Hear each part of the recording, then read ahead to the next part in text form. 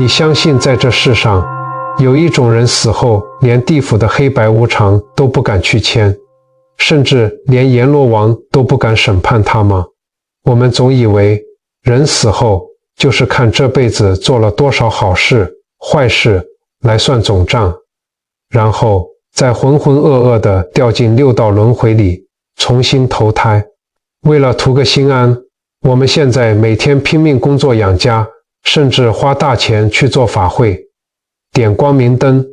我们每天睁开眼睛就是急着去赚钱，去应付复杂的人际关系，操心年迈父母的身体和孩子的未来。你觉得自己很努力，对身边的人也很善良，但这种被生活追着跑，对未来充满未知的焦虑，根本无法改变你灵魂的去处。今天我会为你解密佛法中死后不入常规轮回的5种真实凡人。在地藏菩萨本愿经里，地藏王菩萨曾慈悲地开示过这个深奥的真相。他们因为生前的某些坚持，累积了极为特殊的功德，或是承担了极度不可思议的业力，直接走上了另一条灵性归途。他们不是高高在上的神仙，就是真真实实生活在我们周遭的芸芸众生。他们可能就是每天早上跟你擦肩而过的路人，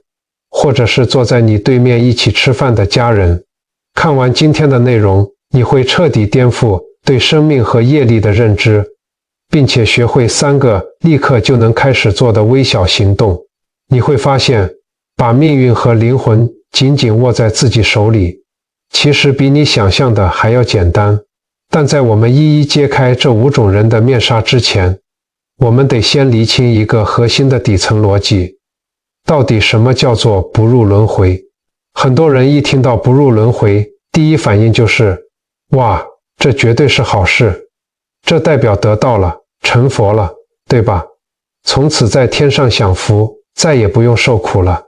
其实这是一个极大的误解。在佛法中，所谓的不入轮回其实包含了3种截然不同的情况。第一种是恶业深重的人，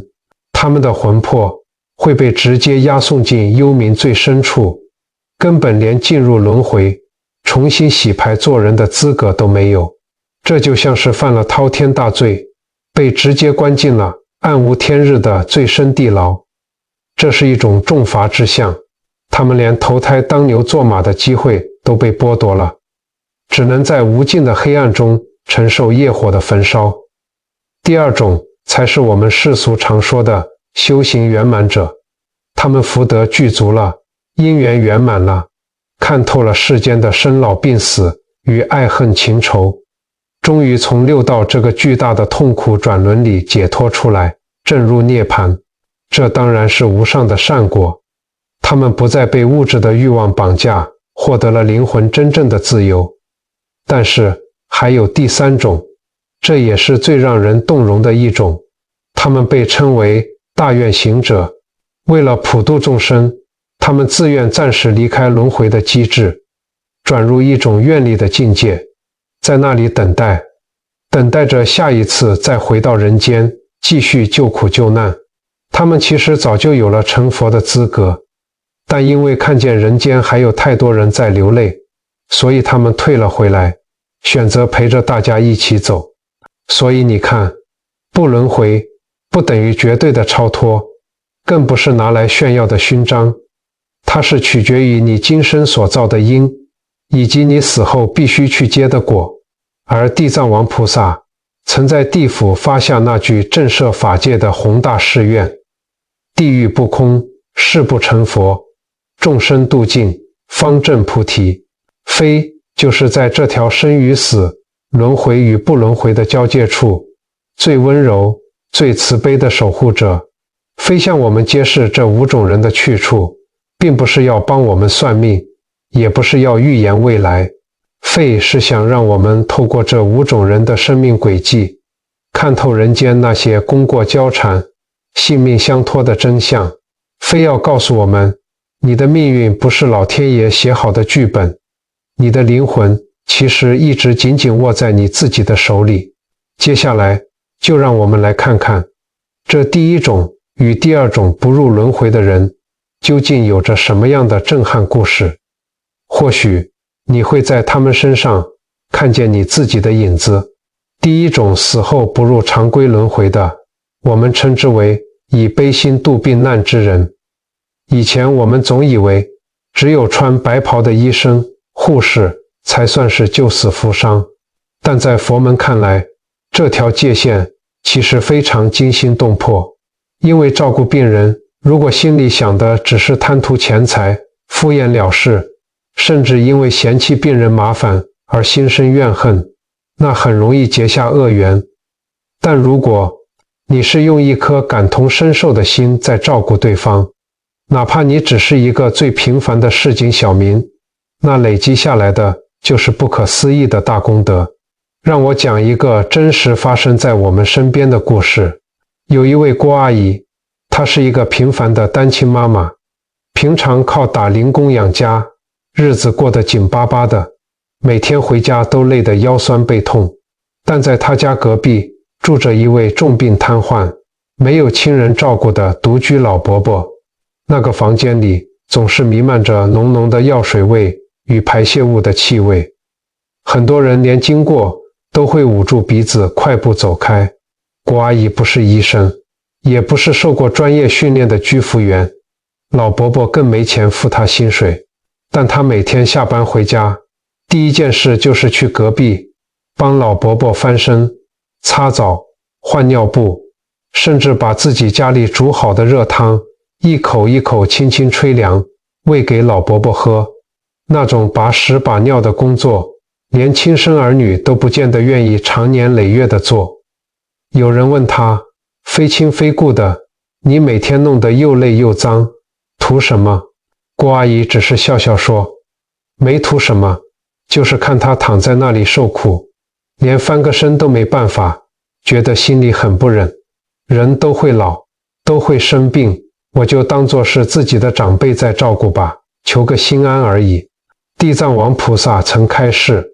如果一个人照顾病患，能常念病者之苦，生起真正的慈悲心，这叫做施无价之命。这世间还有什么比生命更无价的呢？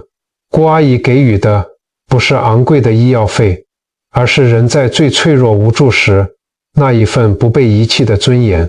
像郭阿姨这样的人，她虽然在人间只是一个平凡的单亲妈妈，为了生活奔波劳碌，但她因为悲心太重，死后会有大功德护体。她的魂识会非常清明，不会被地府的黑白无常牵走，而是会有天界的神明来迎接，或者留在中阴界，等候佛菩萨亲自接引。因为她用凡人的肉身，忍受着世俗的污秽与辛劳，做出了菩萨的行为。佛法常讲，因果不昧，业力如影随形。其实业力并不是一本等死了之后再来扣分加分的记账本，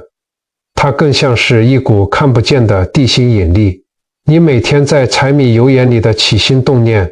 正在无形之中产生着巨大的引力。它会根据你这辈子的一言一行，把你吸往相对应的地方。你的心里装着什么，你的灵魂就会被吸引到什么样的境界。像郭阿姨这样装满慈悲，自然会被引向光明。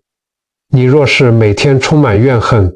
这股引力就会把你拉向痛苦的地狱道。你若是每天贪得无厌，这股引力就会把你拉向饥渴的恶鬼道。接着我们来看第二种人，暗中护持微小生命之人。提到护生，很多人会立刻想到那些花大钱去买鸟买鱼放生，或者成立流浪动物之家的大善人。但其实真正的护生往往藏在最不起眼的日常里，藏在你对待这个世界最微小的态度里。有一位扫街的清洁工，我们叫他老陈。老陈扫了几十年的马路，看尽了这个城市的冷漠与匆忙。现在的人走路都在滑手机，赶着上班打卡，很多人看都不看，直接一脚踩过去，留下满地破碎的泥泞。但老陈不一样，他每次扫地看到这些小生命，就会停下脚步，放下手里的扫把，弯下他那已经佝偻的腰，小心翼翼地把它们一只一只捡起来，轻轻放到旁边安全的草丛里。有人笑他傻，说这些虫子死了就死了，有什么好救的？就算你今天救了，它明天可能还是会被鸟吃掉啊。老陈却擦了擦额头的汗，憨厚地说，它们也是一条命啊，也是会痛，会怕死的，它们也在努力活着，能帮一把是一把，至少它现在不用在我面前被踩死。佛法说，凡造杀业，必堕恶趣，但如果一个人常年护身，就能破重业而转善报。老陈没有钱去买鱼放生，也没有能力做大布施，但他日复一日，用最微小的行动展现了对生命的敬畏。每一个微小的生命背后都有着深不可测的因果。地藏王菩萨说过，像这样常年不杀生，默默护持生命的人，死后连地府的阎王都不会审判他。为什么？因为他生前护了万千小命，他用他的善良在无形中编织了一张巨大的功德网。他死后自然有灵禽引路，有神将护魂，他不需要经历六道的痛苦轮转，而是会直接转入善道，或是走向灵性转化的光明之路。你看，这两种人，他们做的事情难吗？其实一点都不难，关键在于他们在做这些事的时候，心里没有算计，没有想着这会给我带来什么好处，只有纯粹的善良与不忍。但除了生与死，还有一种人，他们每天都在阴阳交界处打转。世俗总认为他们阴气很重，但其实他们身上的无形阴德却是大得惊人。这又是怎么一回事呢？我们接着来看第三种人，为亡灵引路与放下恩怨之人。一提到跟往生者有关的事情，很多人的第一反应就是，哎呀，那个阴气很重，会冲煞到，不要碰，不要去管。大家总以为只有那些专业的诵经师傅、大体化妆师才算是跟亡灵打交道的人。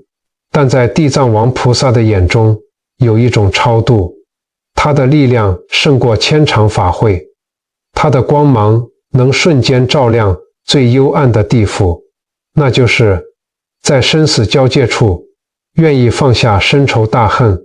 给予亡灵解脱之人。让我讲一个会让人起鸡皮疙瘩的真实案例。有位灵桑，他年轻时被最信任的合伙人阿健盗贿，骗走了所有的积蓄，甚至连他父母留下的老房子都被查封了。灵桑为此背上巨债，妻离子散，大半辈子都活在咬牙切齿的仇恨里。他每天拼命赚钱还债，心里只有一个念头，就是报仇。他常说，这辈子绝不原谅阿健，就算做鬼也要讨回来。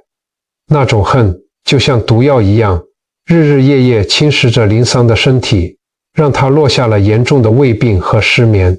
几十年过去了，两人都老了。有一天，灵桑从朋友那里得知，阿健得了癌症末期，躺在安宁病房，每天痛得死去活来。据说阿健因为心里有愧，觉得背后总有无形的人在讨债，每到半夜就大喊大叫，死活咽不下最后一口气，走得非常痛苦，连医生都束手无策。亲友都以为灵桑听到这个消息一定会拍手叫好，说这就是现世报，老天有眼。但灵桑没有，他一个人在客厅里坐了整整一夜，抽了一包烟。他回想起这30年来，自己因为恨这个人，错过了多少看风景的心情，错过了多少本该快乐的日子。这份恨困住的到底是阿健还是他自己？最后灵桑竟然买了一束花，走进了医院，推开了阿健的病房门，看着当年那个意气风发、满嘴谎言的仇人，如今瘦得只剩皮包骨，插满了管子，满脸恐惧地喘着气。林桑心里那座冰封了几十年的仇恨火山，在看到生命如此脆弱的那一刻，突然之间彻底融化了。他走到床边，轻轻握住阿健那双枯瘦冰冷的手，深深地叹了一口气，语气平静地说：阿健，过去的恩怨我们这辈子算是清了，我原谅你了，我真的原谅你了。你不要再怕，心里不要再挂碍，安心地走吧。就在他说完这句话的当下，阿健本来紧皱的眉头松开了，眼角流下了一滴眼泪，那是懊悔与解脱的眼泪。他的呼吸渐渐平稳，几分钟后就这样安详地离开了。林桑并不是法师，他也没有念任何一句高深的经文，但是他那一句我原谅你了，却是这世间最震撼、最具威力的超度。佛法说，仇恨是绑住灵魂最重的铁链。常言道，一念空的兴起，百万障门开。如果林桑不原谅，这股强大的怨气就会牵扯着他们两个，让他们来生继续做仇人，互相折磨，讨债还债，生生世世在这六道轮回的泥淖里纠缠不清，永远不得安宁。但林桑那一念放下的慈悲，就像一把削铁如泥的利剑，瞬间斩断了2代人的恶业枷锁。他不只超度了阿健那恐惧彷徨的亡灵，他其实也超度了自己那颗被困在仇恨地狱里整整几十年的心。当他走出医院大门的那一刻，他觉得天空特别蓝，肩膀上的重担全都不见了。地藏经里说，若能为亡者解开业结，其阴德之大，连鬼神都会敬重。像林桑这样的人，他心里已经没有了贪嗔痴的业火，地狱的火就再也烧不到他。他死后绝不会堕入恶道，而是会由地藏菩萨亲自遣使引导，走向善处。因为一个能放下血海深仇的人，他的心量已经与菩萨无异。他不是在逃避轮回，而是他已经从轮回最痛的因果中彻底解脱了。那么除了生死关头的放下，在我们柴米油盐的平凡生活中，还有机会成为不入轮回的人吗？接下来的第4种人可能会彻底颠覆你的认知。我们来看第4种人，在泥泞中为他人点灯之人，也就是佛经里常说的弘法布道者。听到弘法这2个字，很多人脑海中浮现的都是穿着庄严袈裟的法师，或者是站在高高讲台上讲经说法的大师，底下坐着成千上万的信众。你会想，我只是一个普通老百姓，每天上班下班，连佛经都背不全几句，哪有资格谈什么弘法啊？其实你把佛法想得太遥远，也太死板了。地藏王菩萨所说的弘法者，不一定要身披袈裟，也不一定要满口深奥的佛理。佛法不只存在于寺庙的黄卷青灯之中，它更藏在市井小民的烟火气里。只要你能在别人生存的泥泞中，为他点亮一盏希望的灯，用你的善意去转化别人的绝望，你就是在行菩萨道，你就是菩萨的化身。让我说一个深夜面瘫的故事。在城市的某个旧市区角落，有一位陈阿姨，她经营着一家不起眼的深夜面摊。某个冬天的半夜，寒流来袭，外面下着冷冷的寒雨，气温降到了10度以下。一个年轻人走了进来，全身被雨淋得湿透，头发贴在额头上，神情非常呆滞、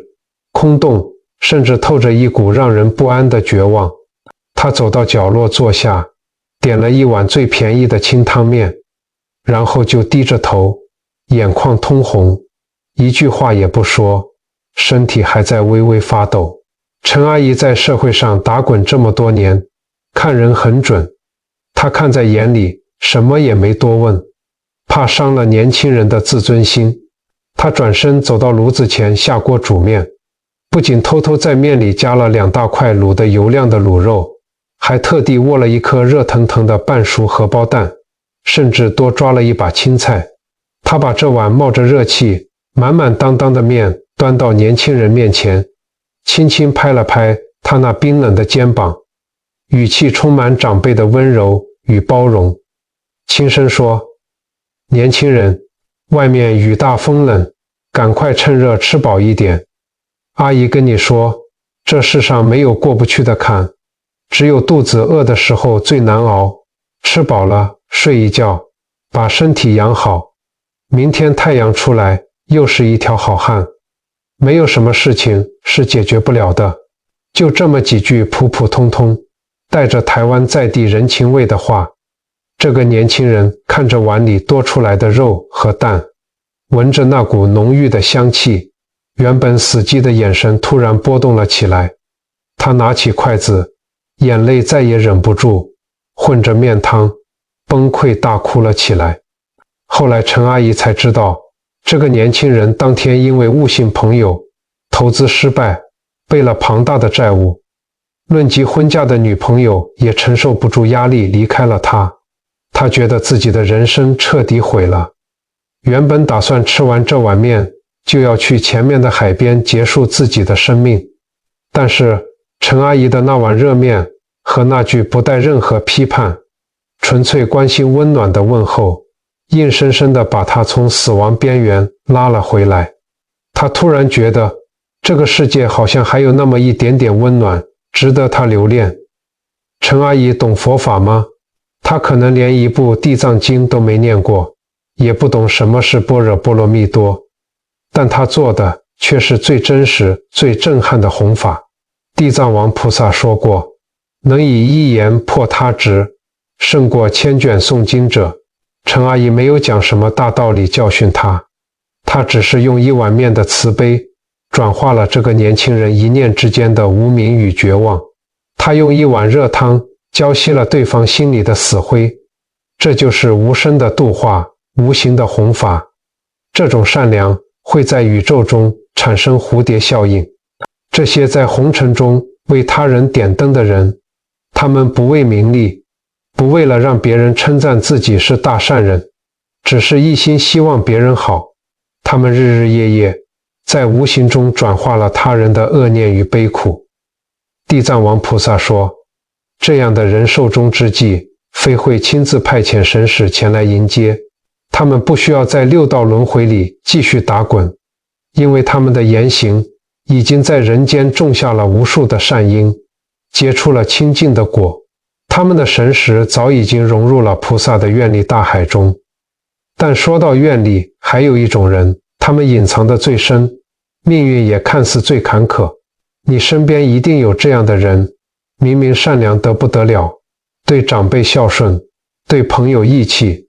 老天爷却好像对他特别不公平，总是在折磨他。这到底是为什么呢？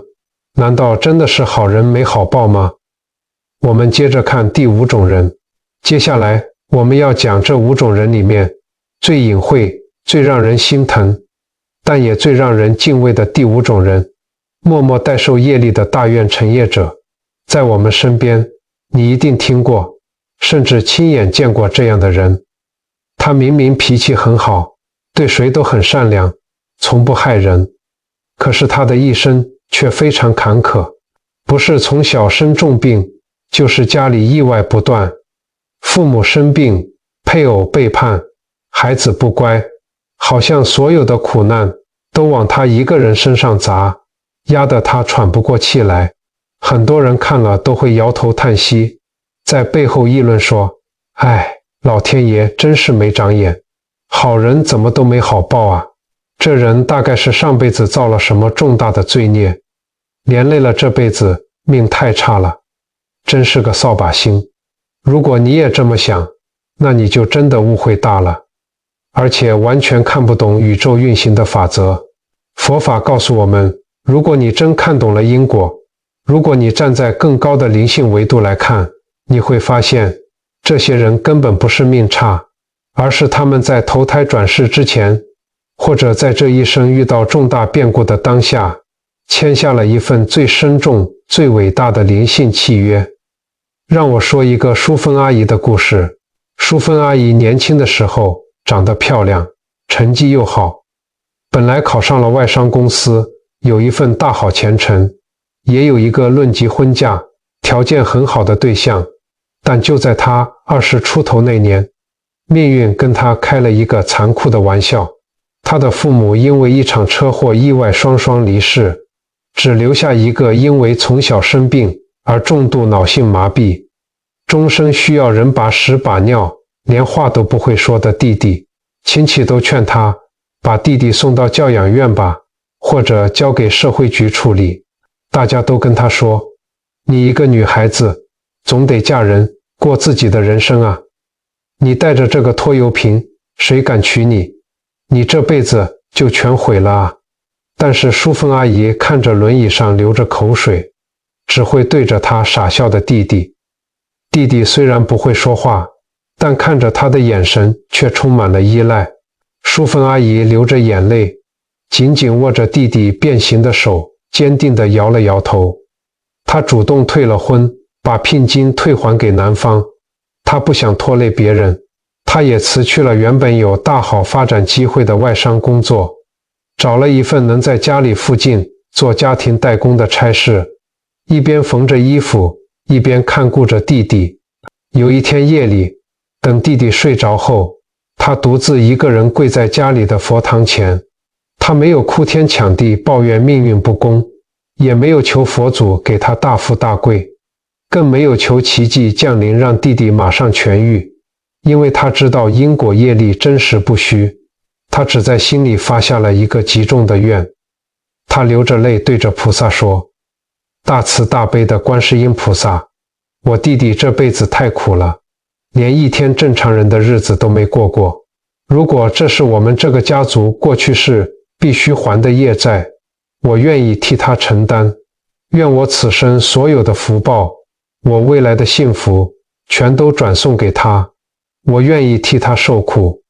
我只求他这辈子能安安稳稳，没有病痛折磨的活着。就这样，淑芬阿姨终身未婚，把一辈子最美好的青春和所有的健康都耗在了弟弟身上。几十年过去了，弟弟被她照顾得白白胖胖，连褥疮都没长过。但后来，他自己却因为常年过度劳累，睡眠不足，不到60岁就熬出了一身是病，常常要在医院进出。在世俗的眼光看来，淑芬阿姨好傻，简直愚蠢到了极点。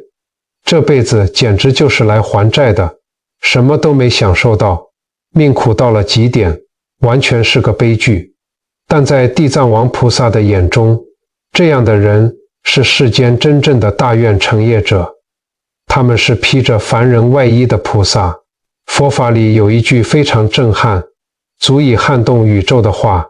叫做愿力大于业力。地藏菩萨曾说，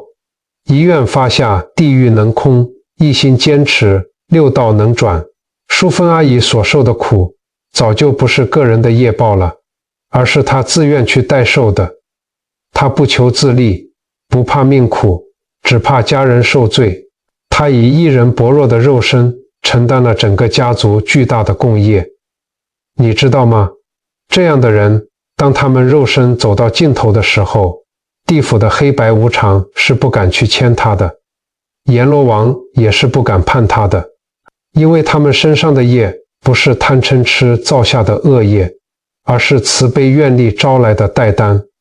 这是地藏菩萨我不入地狱，谁入地狱的真实行径啊！这些默默代受苦难的灵魂，在断气的那一刻，常会有地藏菩萨化现，亲自来迎接。他们绝对不会堕入轮回，而是会进入灵性转化的殿堂，成为菩萨座下的护法，或者直接带着这股庞大的慈悲愿力转身净土。因为他们那颗无私、完全忘我的心，早就超越了六道轮回的束缚。轮回的铁链根本锁不住一颗没有我执的心，所以下次如果你再看到那些一生善良却饱受折磨、命运多舛的人，请不要觉得他们可怜，也不要高高在上的随便批判他们的因果，因为你根本不知道他那看似残破卑微的肉身里装着一个多么伟大、多么耀眼的灵魂。他们可能正在为这个世界的某个角落默默承受着巨大的黑暗。讲到这里，这5种不入轮回的人我们都讲完了。不管是医者、护身者、放下恩怨者、点灯者，还是代受苦难者，他们都有一个共同点，就是无我。当你不再自私地只想到自己，你其实就已经半只脚踏出了轮回。那么对于我们这些还在红尘里打滚，每天为了生活烦恼，为了房贷车贷发愁的普通人来说，我们该怎么做才能改写自己的灵魂去处呢？难道真的要在轮回里无止境的受苦，直到灵魂消散吗？看到这里，你可能会想，我只是一个每天为了3餐奔波的普通人，没有那么伟大的情操去待人受过，难道我就注定要在轮回里受苦吗？其实，地藏王菩萨的开示从来不是要我们刻意去扮演圣人，或者抛家弃子去苦修，职业或身份只是一种缘起。真正的关键在于你的发心，在于你在做每一件事情当下心里装着什么。为了帮助你在平凡的日子里也能悄悄改写灵魂的去向，这里为你整理了3个，你今天看完影片立刻就能开始做，完全不需要花半毛钱的微小行动。第一个行动，修愿力，把为了赚钱转为利益他人。愿力听起来像个很宏大、遥不可及的词，其实它就在你每天最微小的起心动念里。从明天早上出门工作开始，试着在心里默念一句话。如果你是计程车司机，当乘客上车时，你不要只想着这趟能赚多少车资，你试着在心里默默发愿，愿乘坐我车的人都能平安到达目的地，愿他们今天工作顺利。如果你是开餐厅的，你在炒菜时默默发愿，愿吃下这顿饭的人都能吃出健康，愿这份食物能给他们带来1天的活力。甚至你只是一个家庭主妇，在洗碗的时候你也可以发愿，愿这流水洗净碗盘，也洗净我们全家人的烦恼与病痛。你看，你完全不需要改变你的工作内容，你只需要改变做这件事的心态。当你把每一个平凡的动作都赋予了利益他人的愿力，你的频率就改变了，你的身边就会自动聚集宇宙最纯粹的善缘。第二个行动，修口德，把抱怨咒骂转为祝福赞美。地藏经里说，口业是最快结下地狱恶果的因，一句伤人的话就像钉在木板上的钉子，就算你后来道歉把钉子拔出来了，那里还是会留下一个深深的疤痕。今天的练习很简单，试着在未来的3天内做到不抱怨、不批评。这很难，因为我们习惯了怪罪别人。当你遇到不顺心的事情，比如塞车被按喇叭，你想摇下车窗骂人的冲动涌上来时，强迫自己深呼吸3次，把那句难听的脏话咽下去，在心里默默换成一句，愿这一切都能逢凶化吉，愿他开车平安。言语是有能量的，它就是你每天修行的道场。若能日日守护好自己的嘴巴，就像守住一瓶干净的清水，不让泥沙掉进去，你生命里的福德之门自然会为你敞开，因为你不再主动去制造恶缘。第3个行动，修清净行，放下对错之争，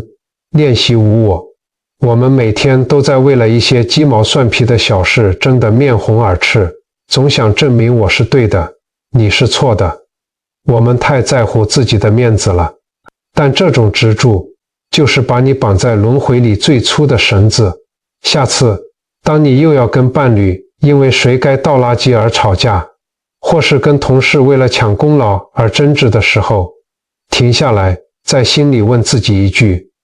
我现在这么生气，是为了把事情做好，还是只是为了我自己的面子？这口气忍下来，天真的会塌吗？当你开始懂得放下执着，不计较得失，不去逞强辩解，遇到误会也只是一笑置之，你内心的水就会越来越清澈，心越清，轮回对你的束缚就越少。地藏王菩萨的慈悲从来都不是来批判我们生死的，非是来度我们心中的无明，非揭示这5种人的存在，不是为了让我们去崇拜神迹，而是想轻轻地拍拍我们的肩膀，温柔地告诉我们：孩子，别怕，只要你愿意，你永远都可以为自己的灵魂选择另一条出路。轮回从来不是唯一的道路，6道也不是命运的最终站。人生短短几十年，说长不长，说短也不短。我们或许没有那么大的机缘去做出什么惊天动地的善举，甚至我们现在的处境可能正充满了疲惫与委屈，但请你相信，即使在最平凡的日常里，只要你愿意守住一颗不忍他人的悲心，在每一次开口前留下一点口德，在每一次愤怒时留下一丝清净，你的灵魂就已经走在了超越轮回的光明之路上。纵使我们此刻肉身还在红尘中打滚，纵使我们还身处轮回之中，但我们的心早已不被轮回所困。正如佛陀所言，若一念清净起，十方诸佛皆来护。看到这里，我相信你的灵魂深处一定有一块最柔软的地方被触动了，这就代表你的本性里一直都住着一尊慈悲的菩萨。在影片的最后，我想邀请你和我们一起在这里凝聚一个强大且温暖的正向磁场。请你在下方的留言区为自己、为你深爱的家人，或者是为一个你曾经很讨厌但现在决定放下的人留下一句善言，或者是一句祈福。你可以写下：愿我与家人平安健康，无病无灾。你也可以写：愿一切众生离苦得乐，愿善念护持人间。又或者只是简简单单的一句：我愿意放下，愿心清净。当你在屏幕前轻轻打下这些字的时候，你的这份善念，这份愿力就已经传达到了宇宙的深处，与地藏王菩萨的慈悲大愿相互感应。而每一位划过留言区的观众都会在心里默默为你送上祝福，这里就会成为我们共同的人间净土。谢谢你今天的陪伴，愿这份慈悲的智慧能为你带来前行的平静与力量。如果你觉得今天的内容为你带来了一点温暖与启发，恳请你帮忙订阅这个频道，并将这支影片分享给身边可能正处于低谷、需要指引的朋友。你的每一个关注与分享，都是在为世间传递一份无形的光明与善意。我们下期影片再见。